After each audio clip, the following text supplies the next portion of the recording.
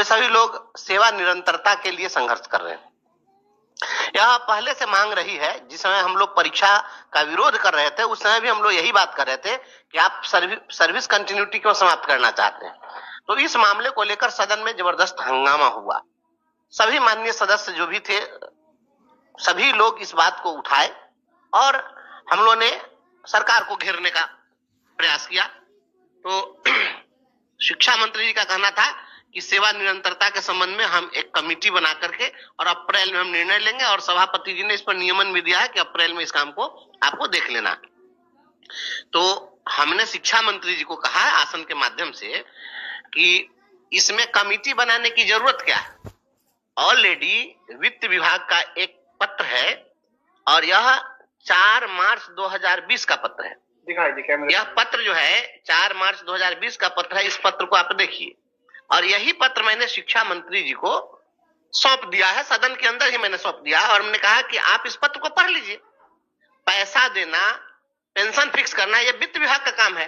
तो वित्त विभाग ने जो यह पत्र जारी किया उस पत्र में लिखा है कि सीमित प्रतियोगिता परीक्षा द्वारा एक सेवा से दूसरी सेवा में जाने की स्थिति में सेवा की निरंतरता बनी रहेगी तथा इनमें पूर्व सेवा की गणना हेतु वित्त विभागीय सहमति की आवश्यकता नहीं होगी। मतलब साफ है कि अगर कोई सीमित परीक्षा होती है, यह जो परीक्षा हुई है, जो सक्षमता परीक्षा हुई है, वह सीमित परीक्षा थी। वह सभी लोगों के लिए नहीं था, आम अभ्यर्थियों के लिए नहीं था। पूर्व से कार्यरत कर्मियों के लिए अगर कोई परीक्षा ली जाती है तो उसको सीमित परीक्षा कहते हैं। तो यह सीमित परीक्षा थी और सीमित परीक्षा के माध्यम से अगर कोई भी कर्मचारी एक सेवा से दूसरी सेवा में जाता है तो उसकी सेवा निरंतरता बनी रहती है। यह वित्त विभाग बाकायदा प्रोविजन बनाए हुए है। तो जो ऑलरेडी प्रोविजन ऐसा बना हुआ है तो फिर अब नई कमेटी समिति बनाने की जरूरत क्या है। शिक्षा मंत्री जी ने इस पत्र को ले लिया है, पत्र हमने दे दिया है और हम यह पूछना चाहते हैं, राज्य सरकार से पूछना चाहते हैं कि आप आखिर सर्विस कंटिन्यूटी क्यों नहीं देंगे, और वेतन का जो नियरेस्ट इंडेक्स होगा उसी इंडेक्स में आपका वेतन फिट किया जाएगा, उसी के आधार पर निर्धारित किया जाएगा। तो विद्यालय अध्यापक को नियोजित शिक्षकों के समतुल्य लाने के लिए यह नियमावली बनाई गई हुई है। तो विद्यालय अध्यापक का जो वेतन है बेसिक जो 25,000 रुपया निर्धारित किया गया है, वो 25,000 तो हमको नहीं ना दे रहे हैं। हमको फिटमेंट इंडेक्स में फिट करेंगे कि हमको जो वेतन मिल रहा है उससे कम हमको नहीं मिलेगा। उन्होंने हमारे पे कंटिन्यूटी की गारंटी दे दी है। हमारे पेमेंट की तो कंटिन्यूटी हो गई क्योंकि वेतन हमको कम नहीं मिलेगा। तब पेमेंट की कंटिन्यूटी हो गया, सर्विस कंटिन्यूटी नहीं होगी। ये कौन सा लॉजिक है इस शिक्षा विभाग के अधिकारी को।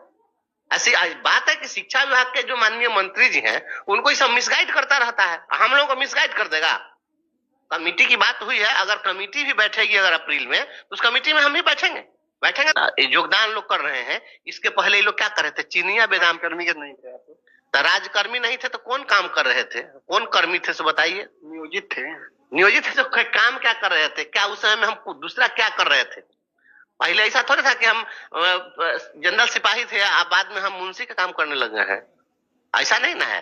पहले भी हम पढ़ा रहे थे, वही बच्चा को पढ़ा रहे थे, बच्चा वही था, विद्यालय वही है, रजिस्टर वही है, कार्यावधि वही है, हमारी रिस्पॉन्सिबिलिटी वही है, हमारी ड्यूटी वही है, विद्यालय की समयावधि वही है, सब कुछ वही है। तो ये कौन सी बदले हैं, कुछ भी बदले नहीं है। यह कुछ कर्मा कर्मी कुछ नहीं बदला है। सीधी बात है कि यह नाम परिवर्तन पत्र निकला है, नाम परिवर्तन कर दिया गया। पहले छेदिया था अब सुराखली हो गया।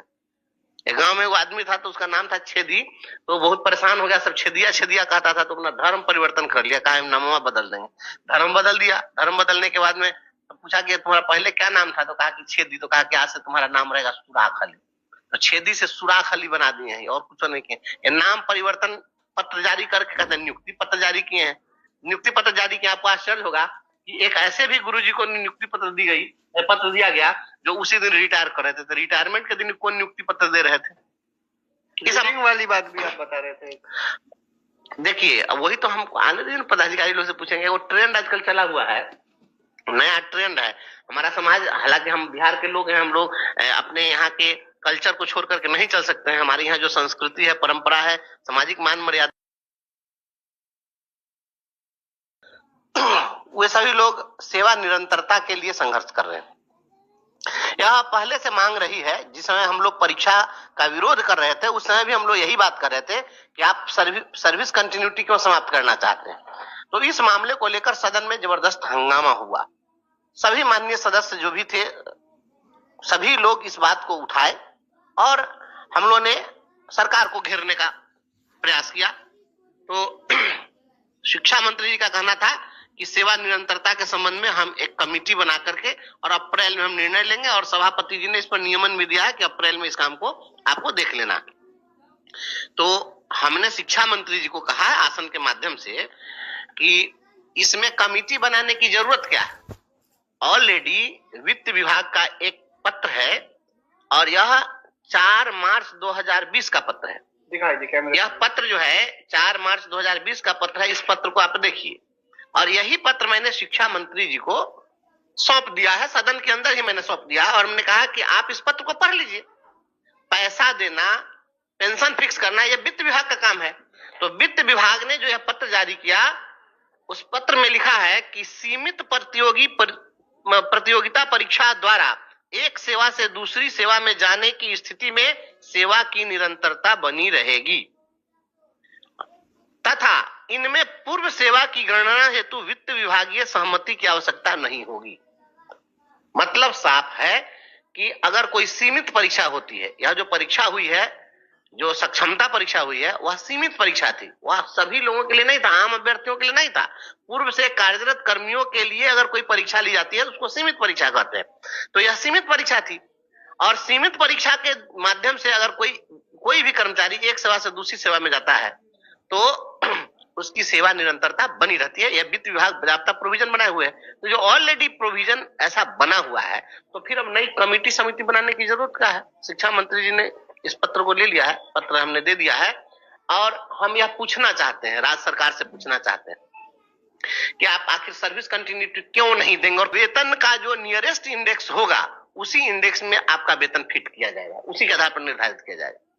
तो विद्यालय अध्यापक को नियोजित शिक्षकों के समतुल्य लाने के लिए यह नियमावली बनाई गई हुई है। तो विद्यालय अध्यापक का जो वेतन है बेसिक, जो 25,000 रुपया निर्धारित किया गया है, वो 25,000 तो हमको नहीं ना देना है। हमको फिटमेंट इंडेक्स में फिट करेंगे कि हमको जो वेतन हमें मिल रहा है उससे कम हमको नहीं मिलेगा। उन्होंने हमारे पे कंटिन्यूटी की गारंटी दे दी है। हमारे पेमेंट की तो कंटिन्यूटी हो गई, क्योंकि वेतन हमको कम नहीं मिलेगा। तब पेमेंट की कंटिन्यूटी हो गया, सर्विस कंटिन्यूटी नहीं होगी। ये कौन सा लॉजिक है इस शिक्षा विभाग के अधिकारी को। ऐसी बात है कि शिक्षा विभाग के जो माननीय मंत्री जी हैं उनको ये सब मिसगाइड करता रहता है, हम लोगों को मिसगाइड कर देगा। कमेटी की बात हुई है, अगर कमेटी भी बैठेगी अगर अप्रैल में, तो उस कमेटी में हम भी बैठेंगे। योगदान लोग कर रहे हैं। इसके पहले ये लोग क्या कर रहे थे, चीनिया बेदाम कर्मी के नहीं थे, तो राजकर्मी नहीं थे तो कौन काम कर रहे थे, कौन कर्मी थे से बताइए। नियोजित थे तो काम क्या कर रहे थे, क्या उस समय में हम दूसरा क्या कर रहे थे। पहले ऐसा थोड़ा था कि हम जनरल सिपाही थे, अब बाद में हम मुंशी का काम करने लगे हैं, ऐसा नहीं ना है। पहले भी हम पढ़ा रहे थे, वही बच्चा को पढ़ा रहे थे, बच्चा वही था, विद्यालय वही है, रजिस्टर वही है, कार्यावधि वही है, हमारी रिस्पॉन्सिबिलिटी वही है, हमारी ड्यूटी वही है, विद्यालय की समयावधि वही है, सब कुछ वही है। तो ये कौन सी बदले हैं, कुछ भी बदले नहीं है, या कुछ कर्मा कर्मी कुछ नहीं बदला है। सीधी बात है कि ये नाम परिवर्तन पत्र निकला है, या नाम परिवर्तन कर दिया गया। पहले छेदिया था, अब सुराखली हो गया। एक गांव में वो आदमी था तो उसका नाम था छेदी, तो बहुत परेशान हो गया, सब छेदिया छेदिया कहता था, तो अपना धर्म परिवर्तन कर लिया, कहा हम नामवा बदल देंगे। धर्म बदल दिया। धर्म बदलने के बाद में पूछा कि तुम्हारा पहले क्या नाम था, तो कहा कि छेदी। तो कहा कि आज से तुम्हारा नाम रहेगा सुराखली।